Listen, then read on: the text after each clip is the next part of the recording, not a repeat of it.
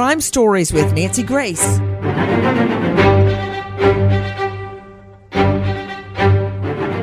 Imagine walking through a beautiful copse of dense woods, enjoying your morning, when suddenly you see a "Welcome to the Fabulous Las Vegas" suitcase.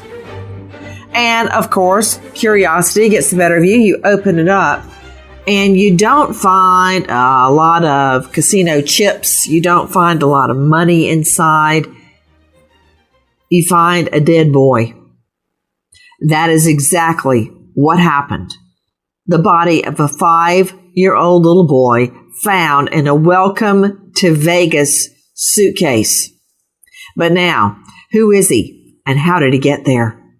I'm Nancy Grace. This is Crime Stories. Thank you for being with us here at Fox Nation and Sirius XM 111. First of all, take a listen to our friends at WHAS. Shocking story that's been developing since the weekend.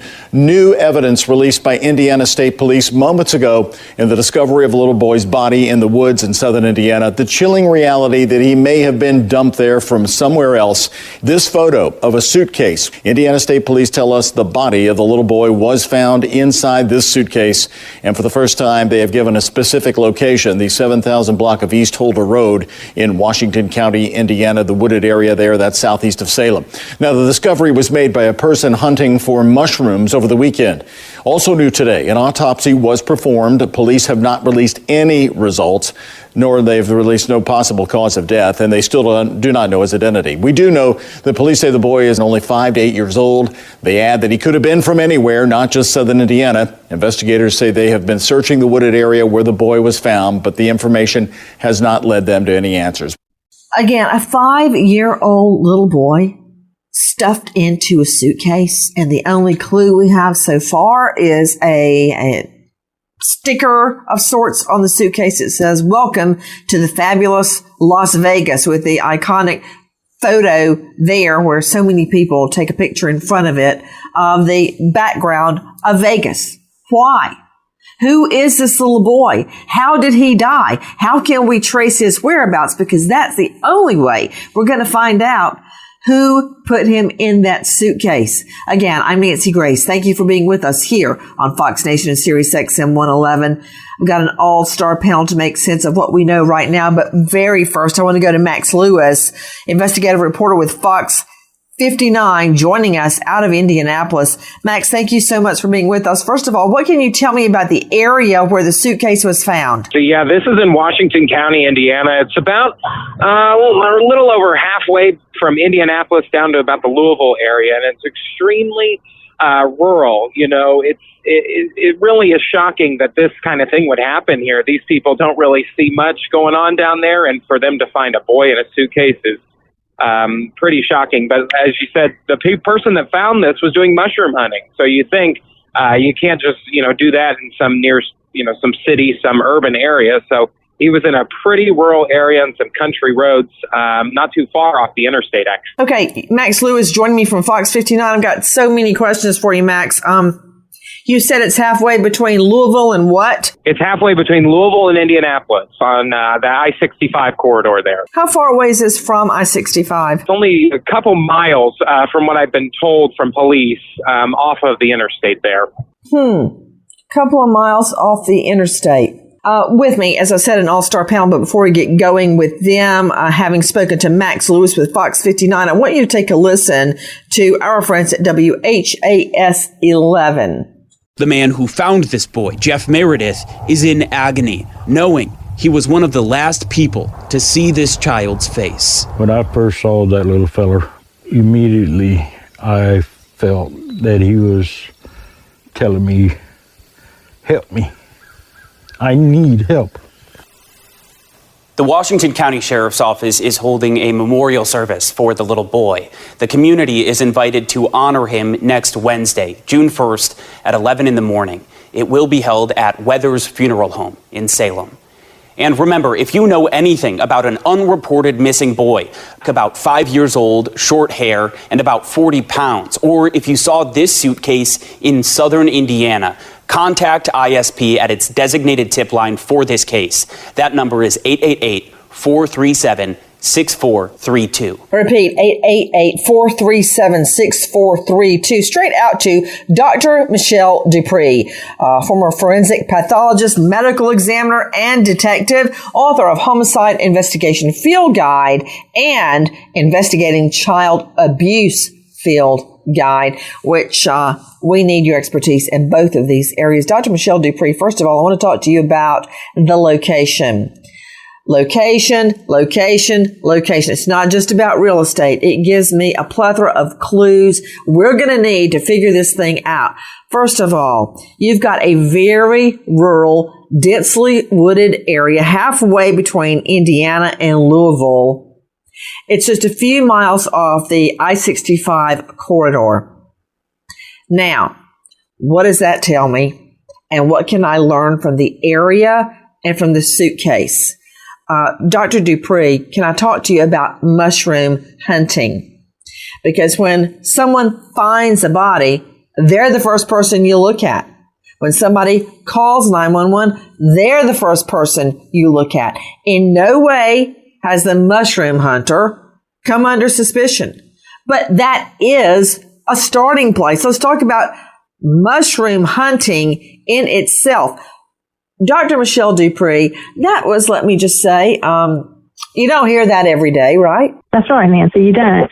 Well, Dr. Michelle Dupree, I was expecting a little more from you than the yes, no you just gave me. Let me go to Max Lewis joining me, Fox 59. Apparently, morel season is upon us.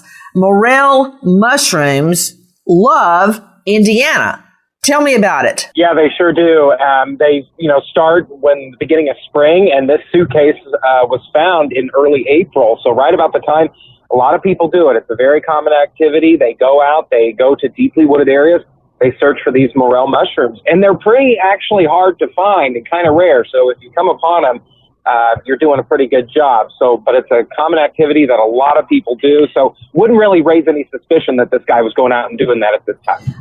Old timers say, quote, when the oak leaves are the size of a mouse's ear, that's the time to look for morels. Okay. I'm going to take that with a box of salt. Max Lewis, again, this guy that finds the body is not under suspicion. What I'm saying is that's where you start your investigation if you've got nothing else. And joining me, Karen L. Smith, forensic expert, joining us out of L.A., lecturer, University of Florida, host of a hit series, Shattered Souls podcast. Karen, we got nothing. So that's why I'm talking about this guy. This guy is not under suspicion. He's not even a person of interest. He's not a suspect. I'm saying very simply that when you've got nothing, that's where you start your investigation. And I guess we could also start with the suitcase and what the little boy is wearing. But let's finish it up about the mushroom hunter. Yeah, he's not under suspicion, and nor should he be, Nancy. I think. Well, wait a minute. Whoa, wait. I don't think he should be. No. That's where you start. Somebody's standing there with a dead body. You darn right the cops better investigate that guy. Oh, absolutely. I'm talking about questioning him. I don't think that he should be under suspicion for doing anything wrong. I think he came upon a suitcase. I think his voice tells the story. He was very distraught. Oh, hey, Karen. Yeah. Just remember the poor soul. I think his name was Ray Kronk that found Tot Mom's daughter, Kelly Anthony. That guy was so mistreated online by so many people. He started calling police weeks before they finally came out and followed up on his call. He said he saw something weird and strange off the road, and I've been to the spot many times. It is off the road, but if you look carefully, you can see back into, again, a densely wooded area. Finally, it had rained. The rain stopped.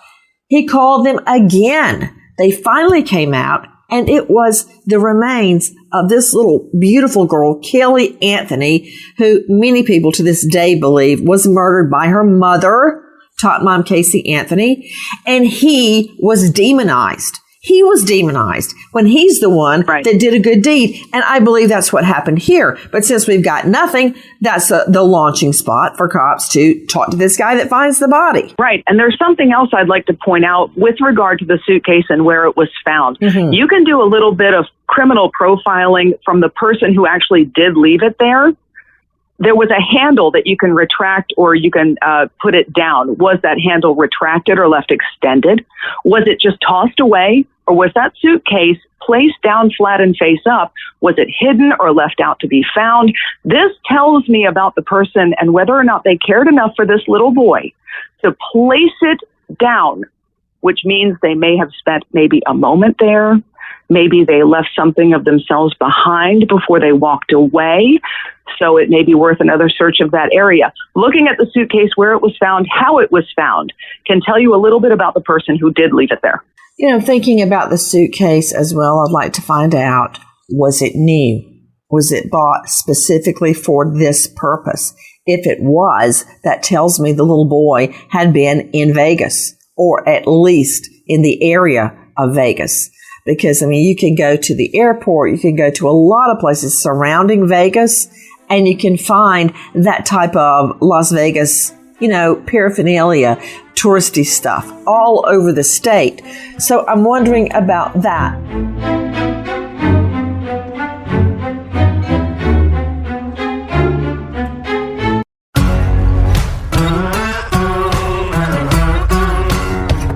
Crime Stories with Nancy Grace. Joining me right now, in addition to Max Lewis, Fox 59, Dr. Michelle Dupree, medical examiner, Karen Smith, forensics expert, Catherine Marsh is with us from the Special Victims Liaison, joining us from Charles County, co-founder of Right Response Consulting, and she's the star of the No Gray Zone podcast. Catherine, jump in. Yeah, I think there's a lot of information from the suitcase and the location, but for me, it's most important the fact that there's been no discussion about this child. Nobody's talking about there's been a missing child. I want to know, how do we have a child was discovered over a month ago? Nobody's reported a missing. We don't have any records from a school reporting a young child missing or a daycare. Was this child ever in the public domain? Those are all factors that I would want to know, because when we're talking about where the suitcase was located. You know, you're absolutely correct. You're absolutely correct. Nothing has indicated that a child matching this description is missing. And I want to remind everybody about a case called Little Miss Nobody. Take a listen to our cut one. This is Justin Lum, Fox 10 Phoenix. Little girl between 3 and 5 years old, found partially buried in the desert back in 1960. The case still haunts the Yavapai County Sheriff's Office. Who is this little girl in the sketch dubbed Little Miss Nobody? Her partially buried remains found at Sandwash Creek in Congress, Arizona on July 31st, 1960. Investigators believe her remains had been burned 1 to 2 weeks before she was discovered. The cause of death, undetermined, yet suspicious, and it was ruled a homicide. That case goes on and on and on. It is certainly not the first time we've encountered an unidentified child dead. What do we know about this case? We're talking about the suitcase. Now, Karen Smith, joining us from Shattered Souls podcast, was describing some emotional attachment the killer or the person that disposed of the body, that person may have had to the child. You know what? Sorry, Karen. Don't care. I only care to the extent it could tell me who left this child there. That's all I care about. I don't care about their emotions because they're going to rot in hell, number one. I'm interested in the forensic aspect. Are there any fingerprints? Is there any fiber? If this was a used suitcase, maybe there's fiber or DNA of some sort in there that can help me track back to the adult that left this, we believe, 5-year-old little boy folded up in a suitcase like he was an old pair of pajamas. Take a listen now to our cut number 2. This is Dakota Sherrick at WDRB. Right now, Indiana State Police isn't giving too many details on this case, but investigators do believe that somebody out there knows something that can help them figure out who this child was. We are looking for the public's help in finding out the name of this child, this little boy, who deserves answers. He deserves our help. Sergeant Kerry Hulls said Saturday night, a mushroom hunter in the woods in rural Washington County discovered the body of a young boy. He noticed something and went to investigate, and that's what he found. So very disturbing, very shocking, very traumatic event, very sad event. Not just for the person who located it, but the officers that are involved also. Hulls said the boy is likely between 5 and 8 years old. He's about 4 feet tall with a slim build and short haircut. Investigators believe the boy died within the last week. State police say they're not releasing details about where the boy was found or what he was wearing to protect their investigation. I don't know how much it's protecting the investigation, but okay. Dr. Alan Blockey joining us, clinical forensic psychologist joining us out of Birmingham, specializing in criminal and child cases. He is professor at University of Alabama, Birmingham. Dr. Blockey, thank you for being with us. Now, Karen L. Smith was describing a potential emotional attachment to the boy by the person who left the body there. The only reason I'm remotely interested in emotional attachments to this child that was so horribly abandoned is, can it be a clue to tell me who did this? But I'm wondering, Dr. Blockey, who would leave their child like that? Again, let me hearken back to Top Mom Casey Anthony, and one of her many and varied defenses was that little Kelly died in a swimming pool unattended, and that her grandfather, George Anthony, fished her out. And then, as opposed to calling 911, this former cop just decided that he would put her in a trash bag and throw her in the woods. Okay, that didn't happen. George Anthony did not do that. If this child had died naturally, wouldn't the guardian, the parent, call 911? Why would you put your child in a suitcase and leave it in the woods unless there was a nefarious aspect to the death? Well, you're right. It certainly sounds like it's a nefarious kind of thing. Of course, what this child died from is going to be critical. I guess you could say the parents panicked. I mean, maybe that's the best spin you can put on it. At best, they panicked.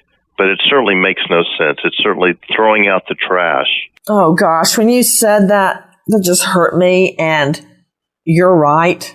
To them, it was like throwing out the trash. I'm going to follow up on what Dr. Alan Blockey just told us. But speaking of COD, take a listen to Demi Johnson, WISH-TV. State police say the young child was around 5 years old based on a dental examination. Hull says, unfortunately, the boy's autopsy did not give police the clarity they were hoping for, but it does tell them the boy had been in someone's recent care. The autopsy did confirm that we're talking about a death probably within the past week now. We're not talking about skeletal remains or anything like that. The fact that the autopsy doesn't reveal any cause of death, and the fact that it's only, days old since that horrific event occurred says a lot, as far as what we found. Obviously, somebody cared for him. That whoever that is isn't coming forward for whatever reason. There's more than one reason that could be. State police tell me they've received about 500 calls on the case, but they want to remind people to not call them about children already listed as missing around the country. They're already investigating those cases. To Dr. Michelle Dupree joining us, we typically hear about an identification made through DNA or fingerprints. On children, you don't have fingerprints. I don't know why they still do footprints at the hospital as opposed to fingerprints, but they do. So there's no way to track the child through fingerprints. Here we hear of a dental exam. Now, while it's not identifying who the child is, what's the point of the dental exam? Well, Nancy, we'll do a dental exam so that if and when a suspected child, someone we might suspect that this child is, then we can compare dental records with that person. But without a comparison, the dental exam is really useless. we're hoping to gain a comparison with some child found or reported missing in the future. Dr. Dupree, why don't hospitals do fingerprints as opposed to a footprint? Nancy, I do not know. I think that's an excellent thing to do, as well as do DNA. I think they should do DNA and fingerprints. Fingerprints never change during our whole lifetime, and no two fingerprints are the same. Exactly.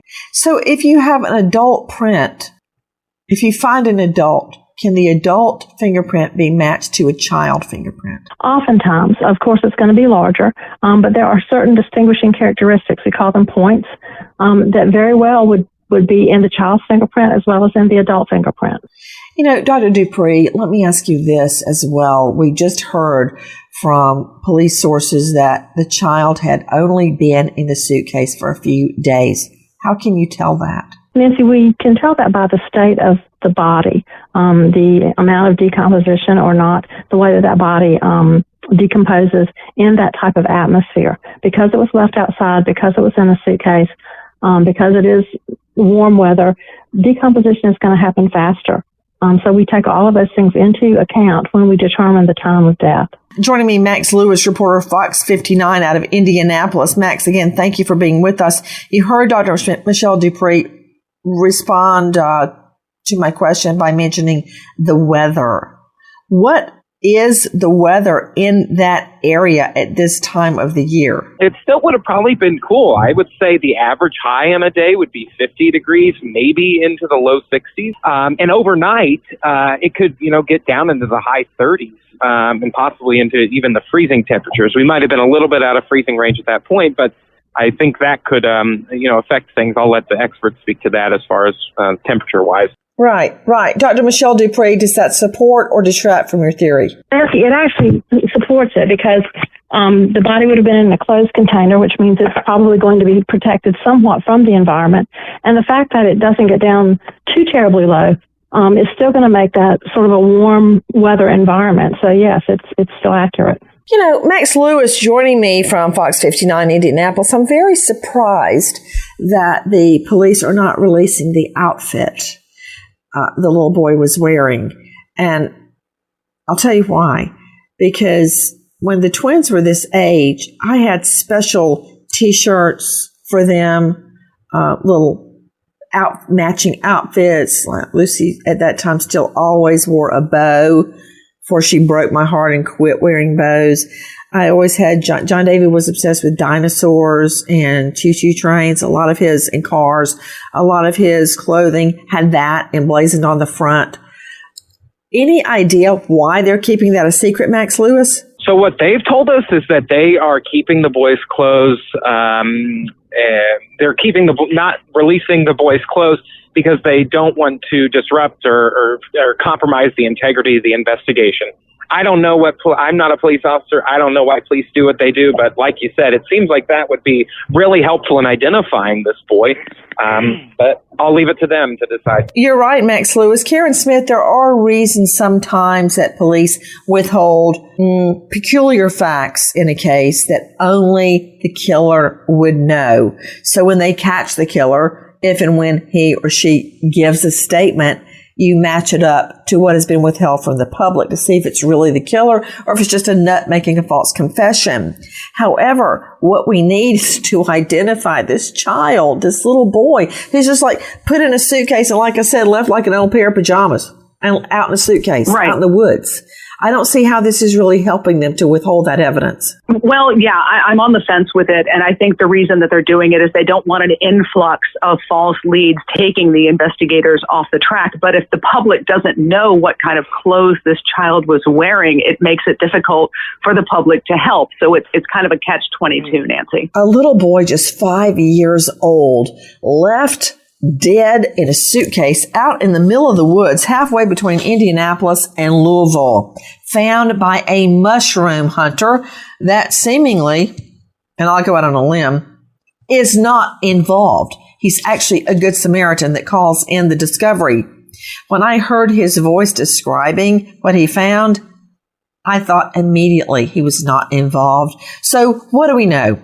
Take a listen now to Tom Lally, WHAS 11. A boy found dead in southern Indiana remains nameless. His story and the suitcase he was found in have gained national attention. Hundreds of tips submitted and still no answers. Except for one. We now know how the boy died. At this time, there's no evidence that leads investigators to believe that he was alive when he went into the suitcase. Sergeant Carrie Hull says investigators got the autopsy and toxicology reports on May 20th. 7 days later, they share this unnamed boy died from an electrolyte imbalance. Most likely due to gastroenteritis, which in common layman's term would be vomiting and diarrhea, and that resulted in dehydration. Fatal dehydration. And he says the toxicology report found nothing significant. Straight out to you, Dr. Michelle Dupree. Translate, please. Nancy, gastroenteritis is a viral infection, mostly commonly called stomach flu. And the problem with this is that it does cause vomiting and diarrhea. And the problem with that is that you use up electrolytes. You get rid of those. And electrolytes are very narrowly balanced in our system. They control things like even our heart rate, our blood pressure. So when those are depleted from nausea and vomiting and diarrhea, then we may go into a cardiac arrhythmia. We may become dehydrated, and then that causes that cardiac arrhythmia. Okay, let's follow this through. Catherine Marsh joining me, Special Victims Liaison for the State Attorney's Office there in Charles County. Catherine, again, thank you for being with us. So let's go with what we know. The COD is massive vomiting and diarrhea, gastroenteritis. What does that tell you about who left this boy? His body folded up in a suitcase that says, "Welcome to the fabulous Las Vegas" on the front of it. Well, it tells me that I need to start looking at neglect of the child, because if the child was this ill, that the child died from the electrolyte deficiency or dehydration, that means he wasn't getting proper care while he was sick, or he wasn't taken to a doctor. He wasn't being given fluids by his caregivers. So that tells me that there is an outside component to his death that I need to look at as well. It also tells me, Catherine Marsh, that this may have been someone that was afraid that the boy died on their watch and that they would go to jail. Now, who would that be? A mom or dad that had trouble with DFACS, Department of Family and Children's Services, before? Somebody that may have had a criminal history? Or just a neglectful parent that feels they'd be the one that got in trouble? Of course they would be.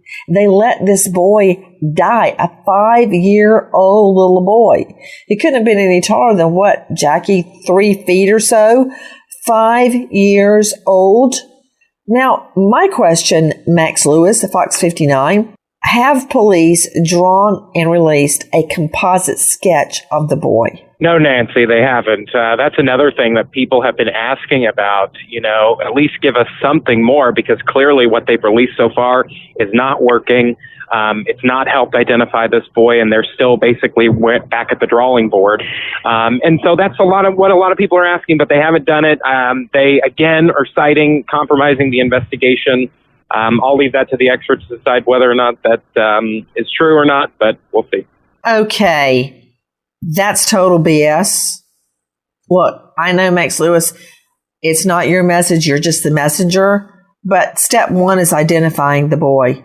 We need a composite sketch. Take a listen to Our Cut 12. This is Tom Lally, WHAS. As this search continues, we know police are able to release a composite or photo of the boy and have chosen not to. The description of this boy could apply to so many people. Why not release a rendering or what kind of clothes the child was wearing? Right, and that's been discussed, but again, the main thing is if somebody knows of a child who fits this description that's missing, they need to give the call. Having a picture shouldn't make somebody all of a sudden recall, oh, that child, if they know a child who's missing. But what if they wouldn't know the child is missing, but they could recognize the child? Well, again, there's many different reasons, but sometimes, diagrams, drawings, sometimes those renderings can lead to misconceptions as well. So it can open up a Pandora's box of people saying, well, I thought it was this child, when possibly not. So at this time, they feel it's in the best interest of the case not to do that.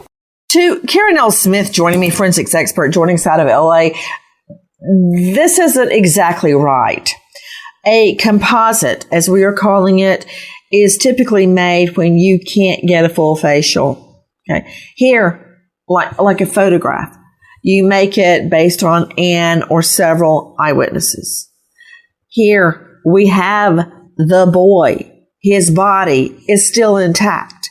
It's not like a drawing is going to be that far off from the child. In fact, they may have been able to actually take a picture of the child and enhance it to make it look as if it were in life. I don't get how they're saying, oh, a composite would open up a Pandora's box of false leads. Hey, they need something. Yeah, I don't understand that at all. A composite sketch or a composite drawing can lead to people, yes, you may not say, yes, I know this missing boy, but you may say, I saw this little boy with so-and-so. It looks familiar to me.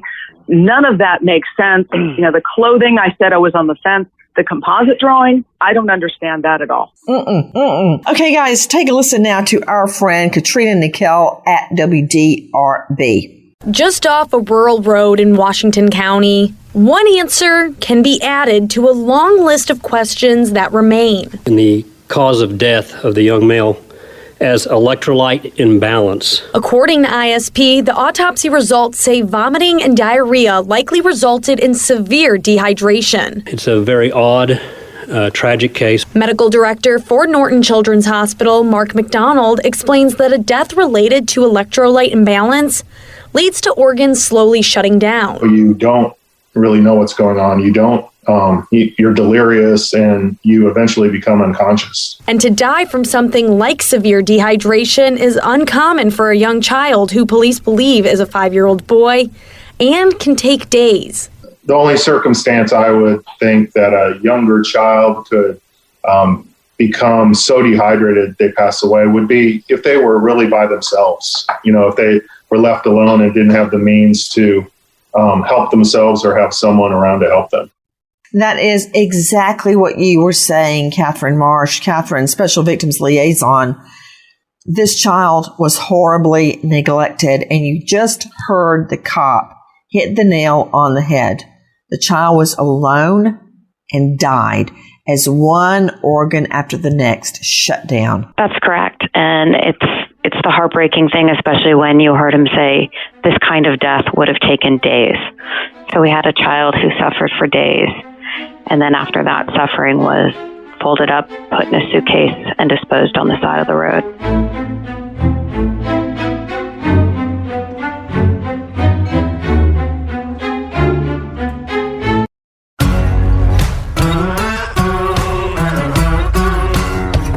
Crime Stories with Nancy Grace. Dr. Michelle Dupree joining me. What would this child have gone through as each organ shut down? Massive diarrhea, so weak he probably couldn't even get up and go to the bathroom, vomiting all alone. Nancy, he would have obviously been very tired, probably had a fever, very sore muscles, abdominal pain, again, the diarrhea, dehydration, bloody stools. He would have basically become unconscious and then succumbed to death. Guys, I'm looking at this suitcase, and if you look at it very carefully, it's abundantly clear this is not something that was just bought for this purpose. I've been examining it very closely. The wheels are old and worn out. The suitcase, therefore, is old and worn out. But isn't it true, Karen Smith, forensics expert, that the brand of suitcase can be identified and it can be figured out where it was sold? Isn't that true? Yes, it is. Absolutely. You can find out the manufacturers and you can find out the stores where it is sold. Now, that's kind of like finding a needle in a haystack. But it is a lead that needs to be followed. And Nancy, I'd just like to say this. Finding the identity of this boy is paramount. I suggest taking the victim's DNA from his autopsy and putting it into public genealogical and ancestral DNA databases to see if any distant relatives have submitted their DNA to those public records, try to find a partial match and work back from there. This little boy's DNA is not going to be in CODIS, the combined DNA index system that's used for criminal cases, but there may be a lead in those ancestral databases. It'll take time, but it's worth a shot. We have to find out his identity. It's called genetic genealogy. And while people will often say, well, don't you have a fingerprint or don't you have DNA from the victim? Well, yes, that's not that hard to get. But then the question is, who are you going to match it to? Example, say in a rape case, there's semen. You can get the DNA from the semen, but you got to figure out whose is it. And that is where databases, DNA databases come into play. If the perp has a criminal history and has given his or her DNA or their fingerprints, then you can match up. Otherwise, there are millions and millions of people that could be the perp. You have to have something to match it to. So in this case, you would take the child's DNA and do an ancestral DNA match, genetic genealogy. And sometimes you have to go way back, say the 1800s, and you get a hit to somebody's great-great-great-great-great-grandfather. Then you follow it down, all the way down to the here and now, the present. Who are the relatives here and now? Who are in the area? Who would have had a child this age? That's how you do it. Now there's the other factor. What if this child was in foster care and was not with his genetic parents? Well, guess what? You can still find the parents and then find who had the child in foster care. I want to go back to Dr. Alan Blotke, clinical forensic psychologist joining us out of Birmingham. Dr. Blotke, again, thank you for being with us. I want to analyze not only who would put a child, like Top Mom Casey Anthony did, put a child in a plastic bag and throw it in the woods, but who similarly would put their child's dead body in this suitcase and leave it in the woods, and who would stand by and let their child vomit and have diarrhea to the point the child dies as the organs shut down. That child in intense pain. A profoundly neglectful parent, obviously, and why they're neglectful, there can be many reasons. Substance abuse, mental illness, et cetera, et cetera. But the profoundness is so striking here. And then again, like I said earlier, they put the boy in a suitcase and put it like trash. The mindset of whoever did this is cold and calculated and cruel. A 5-year-old little boy. Think of your child at that young age. Take a listen to our friend Katrina Nickel at WDRB. ISP does believe the boy was already dead when put in the suitcase, and previously said the boy was likely found within about a week from dying. He appeared to be, at least somewhat cared for. So that's, again, not what you expect. Autopsy results also revealed the boy was an average height and weight for a 5-year-old, and a toxicology report came back negative. As far as just who this boy is, where he's from, who left him in the suitcase, it's all a mystery. Of the documented children that are missing on the missing children's list across the country, at this point there's no match on any child that's listed as missing. ISP will not release a rendering or drawing of the boy at this time. Sometimes those renderings can lead to misconceptions as well. They feel it's in the best interest of the case not to do that. Police said detectives on the case are utilizing any information they have with all available technology. We've had many cases, let me throw this out to Catherine Marsh, many cases where we have tried to identify a child.